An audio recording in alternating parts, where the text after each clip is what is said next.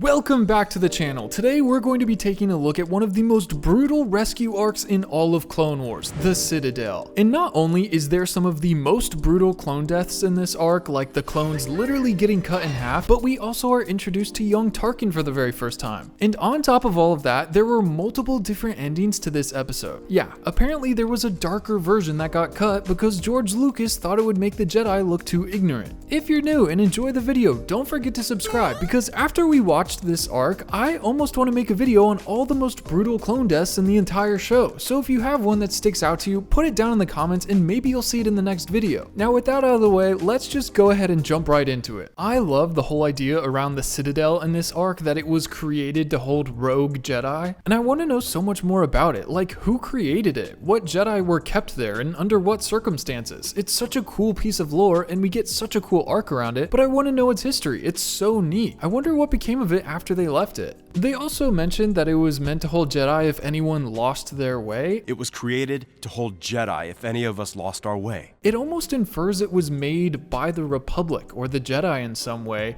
to hold the bad Jedi. But as we can see, they're working with the Trade Federation. They are bad guys, as if the bad guys made it to hold Jedi they capture. Which one is it? You're being followed by battle droids!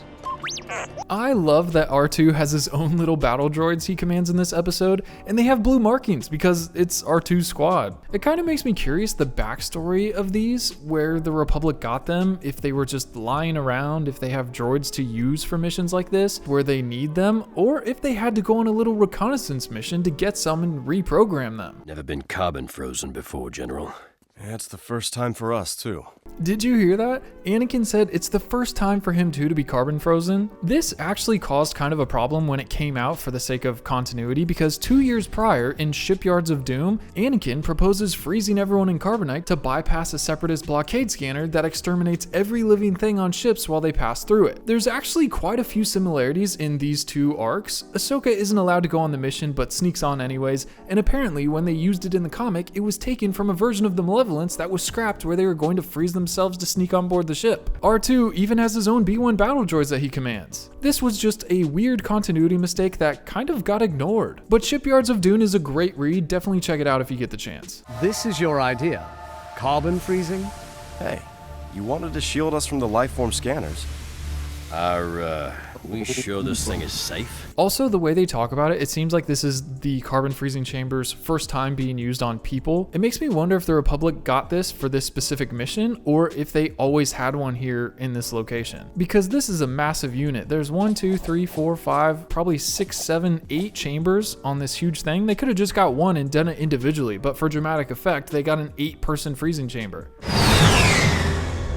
Oh, this planet, Lola Seyu, is such a cool design. The purple, desolate planet that for some reason is broken in half with this sea of yellow magma underneath is so cool. Plus, all the asteroids around it, I can't believe we never revisited it in all of Star Wars.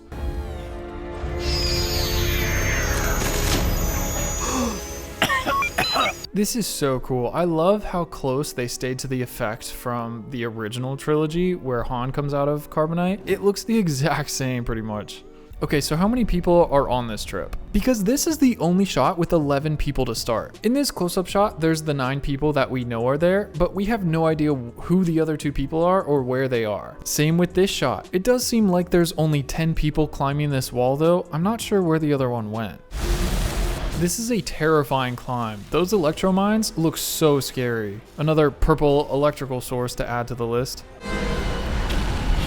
Okay, it seems like there's a blue striped clone, like a blue-gray clone right here with a backpack as well, so we'll have to keep an eye out for him.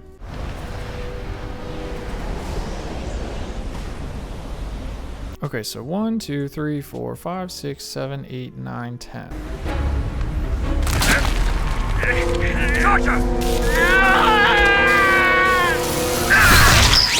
Ooh, that looked so painful. So I guess that clone we saw with the blue stripe and the backpack was Charger. It seems like there's only 10 people in the group, and Charger just died, so now there's only 9 people in the group. Sir, a mine in Sector 9G was just detonated. Mindless droids! Activate all security protocols. Lock everything down. Yeah, one Electromine is down, and they're locking everything down. Clear. Yeah, so besides the 7 main characters, we also have these 2 standard Phase 1 clones with the yellow, probably part of Cody's battalion. I'm assuming they do not have plot armor.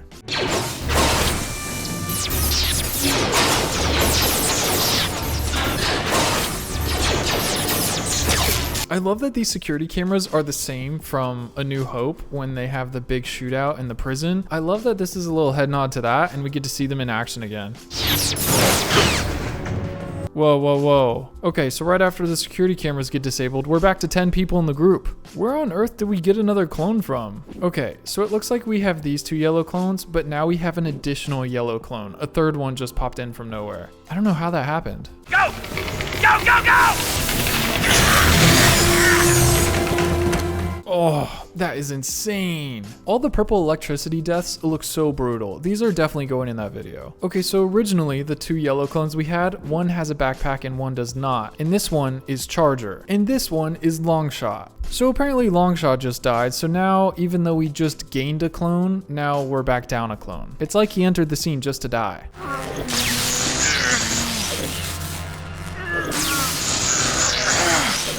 Whoa, seeing the commando droids with the purple electro staff is giving MagnaGuard. I think it'd be really cool to see them fight with these. They're so fast, arguably faster than the Magna droids.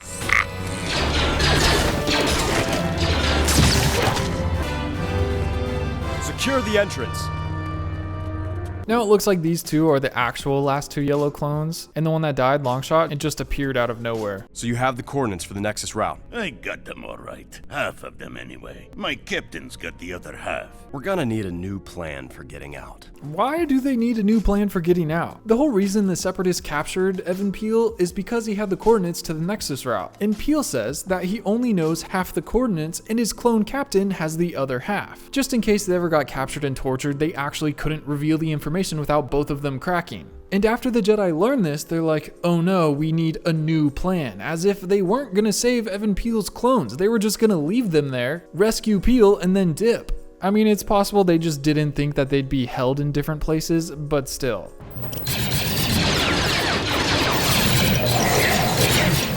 Did you see that? These droids are so spry. Look at them doing side flips just to show off. Look at it. This one here does a side flip. This one here does a side flip. This one here goes airborne. This one does a side flip. This one does a side flip. And then this one does another side flip. And the one in the back does one too. And then the one on the left does one again. And the right one does one again. That's 5 side flips in 1.5 seconds. That's insane. Did you see that? That commando droid did a double flip that goes straight into a punch to the head on this clone. I mean, banged him up pretty bad. Straight for the throat too. Goodness. I don't know if it's just me or not, but Evan Peel's lightsaber looks so massive compared to his body. Like usually you can taper the length of it in adjustment for however big or small you are, but it looks like he didn't do that. It looks like he made his longer, if anything. I mean, look at the size of it compared to his head. Also, I just noticed that Obi-Wan goes into melee combat with this commando droid right here. This droid flips so close to him, he goes to strike it down with his lightsaber and the droid catches Obi-Wan's arm with his hand. He's literally countering Jedi reflexes. That's crazy. And now they're locked in like fist fighting. And commando droids are not someone you want to go up punching against. And the amount of blasters that this commando droid eats is insane. Look at this. 1, 2, 3, 4 shots to the body, and then Rex has to hit him in the head before he goes down. That's crazy. These guys are tanks. Here's Obi-Wan still fighting this commando droid. Jeez, that is crazy. Look at this. Commando droid tackles Ahsoka, which also, by the way, right by Anakin. And you know what? Even since the first time they fought together in the Clone Wars movie, in the Battle of Teth, Anakin goes out of his way to put himself at risk just to protect Ahsoka. I wonder if Anakin could have stopped this commando droid and he just didn't to kind of get back at her for coming on the trip even though he told her no. But look at this. The fact that he goes straight for her throat is so brutal. They did this to what? Cut LaQuaine when Rex was on his farm? Or no, they tried to crush his skull. Just grab his head and squish it. Maybe I'm thinking about Rex. Look at this. So that commando droid that Rex headshotted earlier, he's like double tapping it in the head just to make sure it's actually dead. It looks like Fives is just sitting there watching him do it too. Oh, Finally, a good guy win. Cody freaking shoulder checks this commando droid into the wall. Not only that, but blasts it right in the head too. It's funny because as they're dispatching these, you know, they're slimming the numbers down. Like, look at these clones, just watch Ahsoka finish them off. Or even Peel cut this one off and save this clone. Anakin! I love this magnet that takes all of their guns, but it also takes Anakin too because of his robotic hand. That's so creative. And then of course zaps him with purple electricity. That's so cool. Their feet have magnets so they can't get force pushed over. Jeez, more hand-to-hand combat. That's literally the opposite of what you want. They hit so hard. Again, straight for the throat with Cody. Look at this. They finally get their weapons back. Hit him once in the chest, since that usually doesn't kill him, another time in the head, and of course we get a little trigger finger reflex after the commando droid died. Such a cool detail.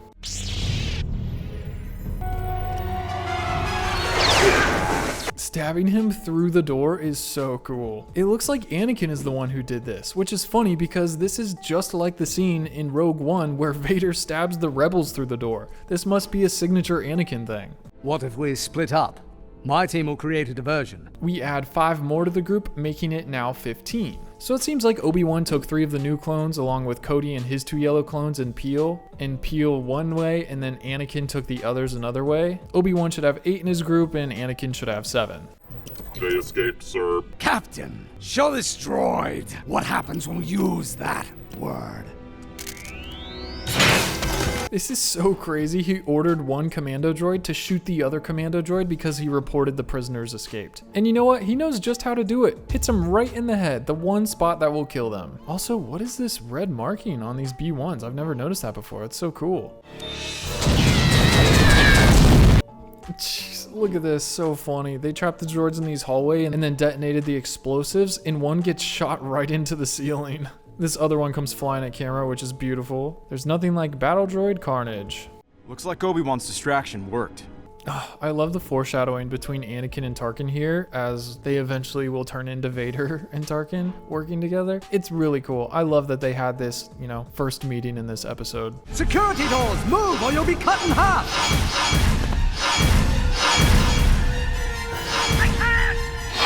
Oh my goodness. He literally just got cut in half. So we don't really know who this was either. It was just one of Cody's yellow clones, the one without a backpack. Oh, you can literally see the door closing underneath him too. Now he's probably as tall as Evan Peel is. Just chopped him off at the legs.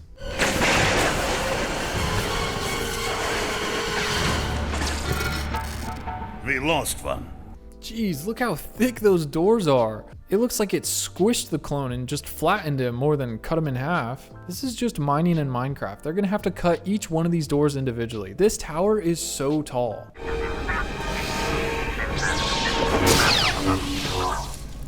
I don't know why, but it's just so cool to see Jedi cut something in half or whatever, use the lightsaber, and then flip it upside down and then just twirl it right back onto their belt. There's just something so satisfying about that. Aayla Secura did it in the Lerman arc too, and it just, it hits that itch in your brain. It looks so clean. The little twirl in his palm, chef's kiss. We'll have to improvise. Oh my goodness, they're so mean. Why'd they kick him like that? They didn't have to do that. I mean, their improv skills are pretty impressive for B1s. They're usually pretty stupid. Jeez, this is crazy. I forgot how brutal this arc truly was. I'm gonna have part 2 out soon. If you enjoyed it, please go in the comments and let me know. Tell me if you can think of any more super brutal clone deaths. I would love to do a video on this, but I need your help. And until next time, remember, the Force will be with you, always.